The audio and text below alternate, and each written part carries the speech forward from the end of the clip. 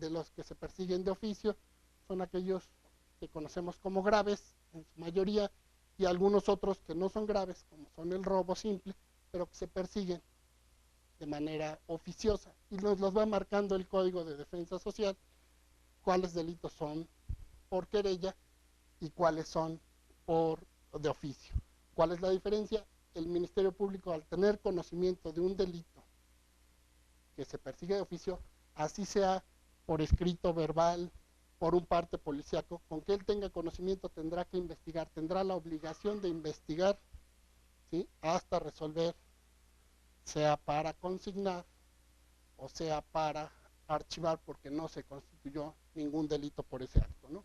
Y en la querella no, en la querella se necesita forzosamente que la parte agraviada haga el conocimiento del Ministerio Público. Un delito que les puedo comentar, por ejemplo, es un fraude. Si un Ministerio Público tiene conocimiento de un fraude, que defraudaron a una persona, si él tiene conocimiento, pero la persona no acude a él, no puede hacer nada. Él no puede tramitar, no puede decir, oiga, yo sé que fulanito defraudó a otra persona. No puede hacer nada hasta que el agraviado o la víctima de ese delito comparezca ante él y solicite que intervenga el Ministerio Público. Eso es la diferencia entre un delito que se persigue de oficio y un delito que se persigue por querella. ¿Sí? Bueno. Entonces hablábamos, dentro de la averiguación previa existe, una vez que se recibe la denuncia o querella, sigue la integración. ¿Qué es la integración? Bueno, pues es el periodo en el que el Ministerio Público recibe todas las pruebas y él realiza todas aquellas diligencias que crean necesarias para comprobar que, decíamos, el cuerpo del delito y la probable responsabilidad. ¿Qué es el cuerpo del delito? Son los elementos en los que se constituye el delito que la ley del Código de Defensa Social nos señala y nos dice, ¿no? Comete el delito del robo el que se apodere de un bien mueble sin consentimiento de la persona que por derecho tiene. Bueno, entonces, ¿cuáles son los elementos? Necesitamos que haya un bien, necesitamos que haya un propietario de él, que haya una persona que lo haya tomado sin el consentimiento de él. Entonces, el Ministerio Público, con diferentes pruebas testimoniales, inspecciones, o sea, se va a hacer llegar de todos a través de todos estos elementos, de informes de la Policía Judicial, de dictámenes periciales, ¿sí? Se va a hacer y va a ir armando o integrando su averiguación a fin de que se pueda demostrar este cuerpo del delito. Una vez que ya se tiene demostrado la existencia del cuerpo del delito, entonces ahora se va a abocar a la investigación para ver si existe o quién es el probable responsable de ese delito, ¿sí? Pero siempre va a ser en ese orden. Primero debe de existir un delito para que exista un responsable. O sea, no puede haber un responsable de un delito y no haber un delito. Entonces, lo primero que tienen que investigar es si existe el delito, y una vez que se comprueba que existe el delito, entonces se va a demostrar la probable responsabilidad de alguien. ¿Sí? Pudiera ser, y en muchos casos que todos conocemos y que por eso muchas veces no se cree en la institución del Ministerio Público, es el hecho de que todos sabemos que se dio un delito, pero no tenemos a nadie detenido. No existe, no se pudo comprobar la probable responsabilidad. O sea, todos sabemos por qué, porque el día de ayer salimos y a media calle había tirado una persona muerta. ¿Sí? Tenía un balazo, ¿no? Alguien la mató. No sabemos quién, no sabemos. ¿Por qué? Porque no hubo testigos, porque nadie quiso declararlo, por diferentes circunstancias. Sabemos que había una vida que se privó de esa vida, por lo tanto hubo un homicidio, pero no tenemos a un responsable.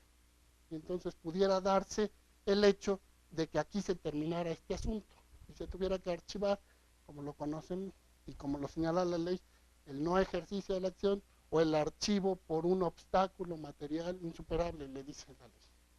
Y que no, otra cosa más, que no pudimos avanzar. O sea, no pudimos llegar, no pudimos saber quién fue quien realizó el acto, para este caso que les decía yo, que privó de la vida a alguien, ¿no? Entonces, eso es lo que va a hacer el Ministerio Público dentro de la integración de la averiguación. Lo que sigue es, una vez que ya integró, va a determinar, ¿sí? Va a ser un acuerdo en el que va a determinar consignar, que era lo que les comentaba, es el hecho de que sí tengo, desde mi punto de vista, como Ministerio Público, los elementos suficientes para tener por demostrado el cuerpo del delito y la probable responsabilidad. Y entonces, dentro de esa determinación, voy a poner los argumentos por los que creo que existen estos elementos del cuerpo del delito y la probable responsabilidad, y hacerlo del conocimiento a través de un pliego consignatorio de esta averiguación a la autoridad, que en este caso viene siendo el juez de defensa social o el juez penal, ¿sí?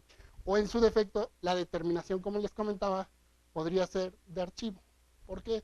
Porque, bueno, no hubo los elementos suficientes para que quedara justificado, uno, el cuerpo del delito, y entonces, si no hay delito, no hay responsable, se tiene que archivar el asunto, o, como les decía, por cuestión de que no pudiera ubicarse o demostrarse la probable responsabilidad, ¿sí? Entonces, en ese momento se tendría pues, que determinar el archivo de esa averiguación, ¿sí? Bueno, una vez, ahí podría acabarse con el archivo. Si se consigna la averiguación, entramos, dice la ley, a la averiguación previa en su fase B. Ya el Ministerio Público en esta parte deja de ser autoridad y se convierte en parte del proceso penal, ¿sí? Es lo que les comentaba aquí arriba, es el Ministerio Público al que todos conocemos como el adscrito a un juzgado. Él ya no es autoridad, él ya no va a resolver, a él no le van a proponer y él va a resolver el asunto. La autoridad ya es el juez penal, el Ministerio Público es la parte, es el representante social, el representante de la sociedad y de la víctima del delito que se está investigando, ¿sí? Él va a ser parte ya nada más en este asunto. Y en esta parte, comentábamos, el juez va a recibir esta consignación de la que hablábamos y va a decir si la radica, si es con detenido, se va a quedar a su disposición la persona que está detenida, o si es indetenido, bueno, pues el efecto de esta consignación es con el fin de que ya tenemos demostrado el delito, ya sabemos quién es el probable responsable, pero no lo tenemos detenido todavía. Entonces lo que hace el Ministerio Público a través de esa consignación es solicitarle al juez que libre una orden de aprehensión. Eso es lo que va a solicitar el Ministerio Público, al juez, con la consignación. Cuando no existe detenido, cuando hay detenido, lo pone a su disposición para que él resuelva, ¿sí? Entonces, una vez que el juez recibe, en el caso de que exista la persona detenida, estamos hablando, y la Constitución y el Código de Defensa Social para el Estado nos dicen que el juez tiene 72 horas como máximo para resolver la situación jurídica de la persona que está detenida. Y hay un caso, una excepción, que dice que se puede ampliar y hasta duplicar este término cuando hablamos de cuestiones de delincuencia organizada o cuando en su defecto la persona que se encuentra detenida lo solicita por así creerlo necesario para aportar mayores elementos para demostrar su inocencia, ¿sí? Pero la regla general, nos dice la Constitución, son 72 horas, ¿sí? Entonces, durante ese término de 72 horas, ¿el juez qué va a hacer?